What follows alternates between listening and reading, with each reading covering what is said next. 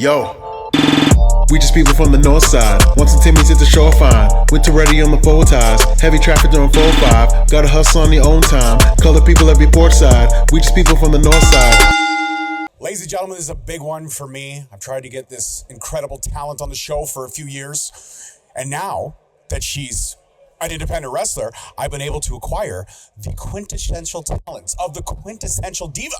Gisele Shaw, welcome to Straight Talk Wrestling. Thank you for coming. Thank you so much for having me. And I know it's been a long time coming, but we're here. We're here, and that's all that matters.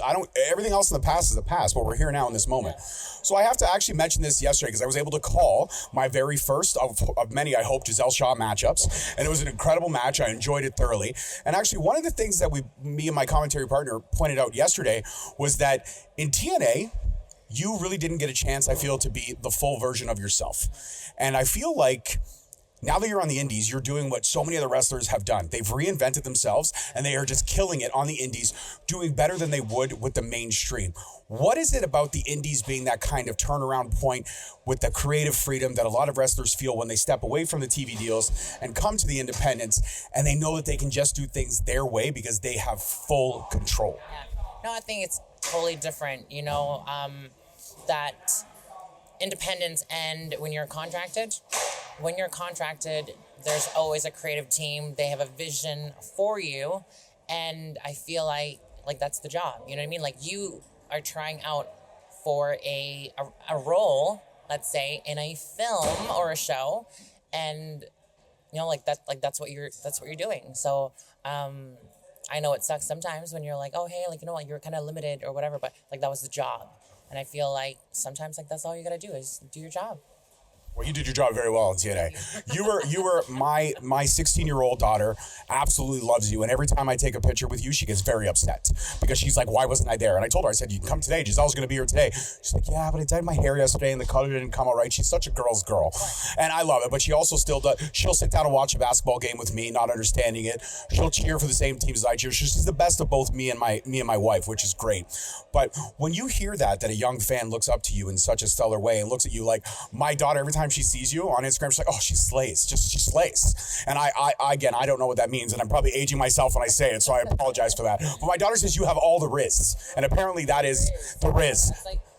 That's so huge compliment. It is. Yeah. Now, apparently, if you have Ohio Riz, though, it's a bad thing. You don't want Ohio Riz. But you have all the other Riz. Ohio wants that Riz. Ohio doesn't want that Riz. Ohio doesn't want it. But when you hear that a young fan, looks up to you, and a young fan looks at you as someone who is both inside and outside of the ring, someone that they can admire, is that pressure for you, or is that humbling for you in a way? I think it's super humbling. I think that I was so inspired by so many wrestlers growing up, and all I wanted to do is follow the footsteps. And to me, it's so shocking and it's so crazy to me when I hear people and say you've inspired me, you know what I mean? Because sometimes I don't think of myself as oh my God, look at me, I'm just inspiring, superstar or something or whatever. I just go out there and wrestle and try to be a positive person and a good person as best as I can. That's all I want to do. And it affects, if it affects people and inspire people in a good way, then I'm just that makes me super happy. And I hope that I'm able to continue that for as long as I can. Absolutely. And of course, you've been collecting belts all over the independent circuit, MLP, inaugural MLP women's champion, so congratulations on that. Also, the current reigning defending Destiny World Champion as well.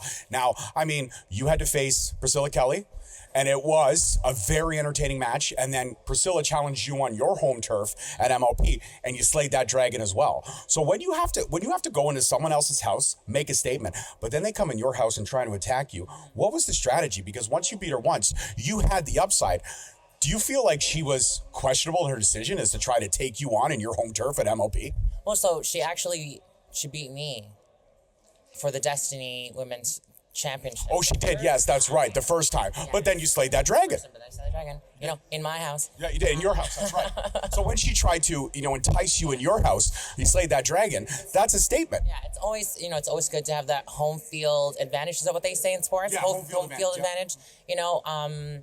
And I think it's just she brings so much, to the table, to wrestling. And I think that she is so unique as an opponent and as a person, as a wrestler. So that was like definitely a challenge for me to try and overcome and, get what's rightfully mine, which is the Destiny Women's Championship. But yeah, I feel like people like that challenges me, and it not only does it challenges me, but it also makes me a better wrestler at the end of the day. And if it makes me a champion, even better. So MLP is such a prideful organization that us Canadians, we can finally say we have our own homegrown promotion here. It's highlighting the best talents from all over the world, but definitely putting a spotlight on a lot of Canadian talent, which is something that has been sorely lacking in professional wrestling. Now, you are a staple in that women's division. Scott D'Amore's helming a great division, and we know all the names that come through there. But, being a champion in any promotion, you have a target on your back. So always comers. Is there any matchup that maybe coming in the distant future, a matchup that you really entices you, that you'd be like, yeah, I want to go toe-to-toe with this wrestler because I know they can take me to the limit, but I can still exceed that limit and pull off a W. Is there anyone that entices you? You know what? Like, I am so wanting, like, dream match, in my opinion, Natty and obviously like Mercedes, you know what I mean? I feel like everyone's go-to like at the moment is like Mercedes. Like why would you not want to wrestle Mercedes? You know what I mean? But I think like Natty, like not Natalia, Natty, because Natty is such a badass. Like I don't know if I can say that here, but Absolutely. But yeah, I love her so much, and she just shows that like you don't need to be, you know what I mean? Like you can be pretty, but also like kick butt. And like I feel like that's what like a quintessential diva to me is, that like like just because you're a diva, you can have the looks, you can have the glitz, the sparkles, whatever, but you can still kick butt. Absolutely. And look amazing doing it. Yes. Which is what you do. And I feel like that's what like Natty is that she looks great, but she means business. Yeah, when Natty gets that, the smile fades and she goes straight face, I don't ever want to meet Natty in a dark alley. She will mess me up. It would be kind of nice to meet her, but like not in that setting. Be in her team. yeah, be on her, of course. Now, I mean, when you talk about women's division and women's division that excelled the sport and gave women that spotlight, you cannot talk about the TNA knockouts in the early 2000s. They were pushing boundaries well before this women's evolution. In my opinion, and I will say this, the evolution started in TNA because women were given those opportunities and those positions to shine. When you got an opportunity to be part of that division, how, again, much pressure was that? Because, again, being in that division where they push the boundaries, that's got to be pressure. I think there's always pressure to everything that you do. I feel like we all want to shine. We all want to be like superstars, but like you're only as good as your last match, in my opinion. So, yeah, like I said, like we all just want to, put our best foot forward. And it was such an honor, to be a part of the TNA, knockouts division. There's a lot of people out there in that locker room that came before me that I looked up to, and then have had the opportunity to share those that ring with them, and it's just like mind-blowing, like still to this day. And even when I talk about it, I'm like, wow, like that's so cool, like I was able to do that with them. I love that answer. I think that's a great answer. You got to honor the past, understand you're a part of the present, and you're also being a staple in the future, which is great. One of my favorite diaries was your diary. I loved your diary. I loved Trey Miguel's diary. I loved how they were very open. They were very honest. And in that diary, you talked about a few times how you went back and forth on should I or shouldn't I? Should I, tell people, who I am, who the real Gisele is, or should I just stay the course that I'm staying now? What was the defining decision that made you feel like now was the moment, you had to come out and just be you? I think I don't think that I could really be like my authentic self if I did not disclose to people and show them who I really am, right?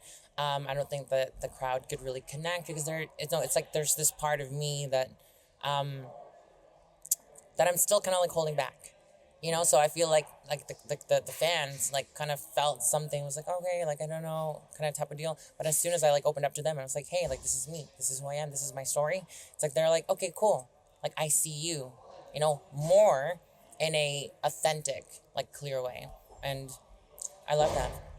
I love that too. I think it's great when anyone can be their authentic self. Me, myself, I've worked through I had a lot of baggage, a lot of childhood trauma as a youngster. My parents were not the best individuals.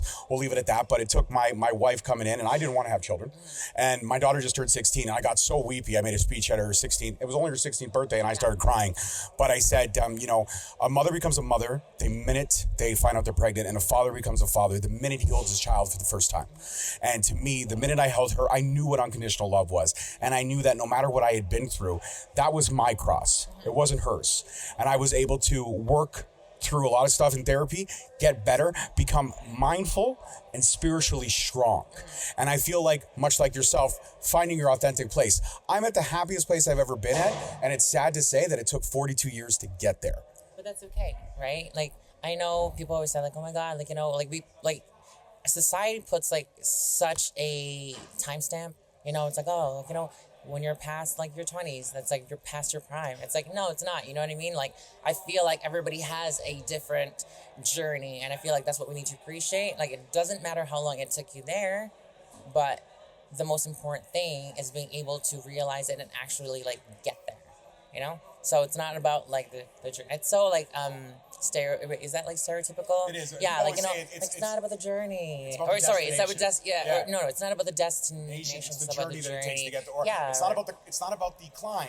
It's about when you reach the top, right? Yeah, it's all about the climb. Exactly. So it's it doesn't matter how long it took you there. If it takes you there, so be it. There's so many worse things out there, in life, and it's always nice to just kind of step back and be like, you know what, is my issue, problem, whatever, really kind of worth, being upset about or something or whatever, you know what I mean? Or can I go step back and go, you know what, maybe this is just first world problems stuff, coming from the quintessential stuff.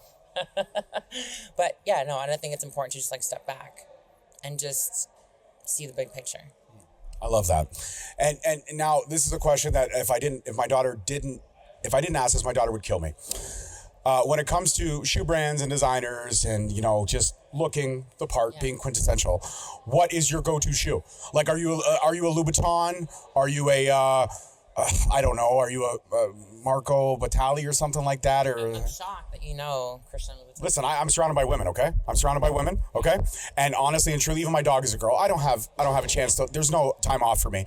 It's designer clothes, handbags, all kinds of nonsense. But yeah, but it's quintessential for them. But that is my go-to, my Christian Louboutin. I love the red soles. Okay, see? I got flair, I got style. I mean, I just may rock a t-shirt and a vest, but I got flair and style. Yeah, you can rock, a t-shirt, jeans, and then you have really nice shoes. I got Under Armours on right now. They're really nice and white. There you go. And it's it completes the ensemble. It does. And the white watch, huh? I accessorized. Little accent. See, look at that. I'm getting fashion advice and I'm nailing it, guys. I'm nailing it. I love it. My final question for you, when it comes down to the next chapter of Gisele Shaw, because we have the TNA chapter, now we're in this evolutionary state of Gisele Shaw. She's kicking ass. She's taking names. She's collecting belts all over the world. You mentioned Natty. You mentioned Mercedes. If an opportunity came for Mercedes to put one of her many, many, many, many titles on the line, which one of her titles would you want to go after? I mean, a little fun fact, I've actually held the Rev Pro Undisputed British Women's Championship.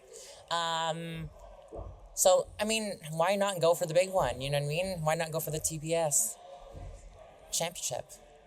I think that'd be amazing. And, if there was a time that she was going to put that against me, I'm definitely going to be doing my very best to see and make sure and do my best to make sure that title comes home with me. I love it. No lack of confidence because she knows she's talented, ladies and gentlemen. And would the Quintessential Diva ever have her own type of stipulation match? Something that is either a last woman standing match or an Iron Woman match? Or is there a staple match for you that you could say, when a feud comes to that final chapter and all the bets are off, would you want to have your own type of stipulation match that you can control? That's a really good question. I think at the moment, I kind of don't want to give that away because it's I want it to be a surprise for people. If I I've done stipulated matches before. I don't know why I just air quoted stipulated because that's actually a stipulation. Weird. But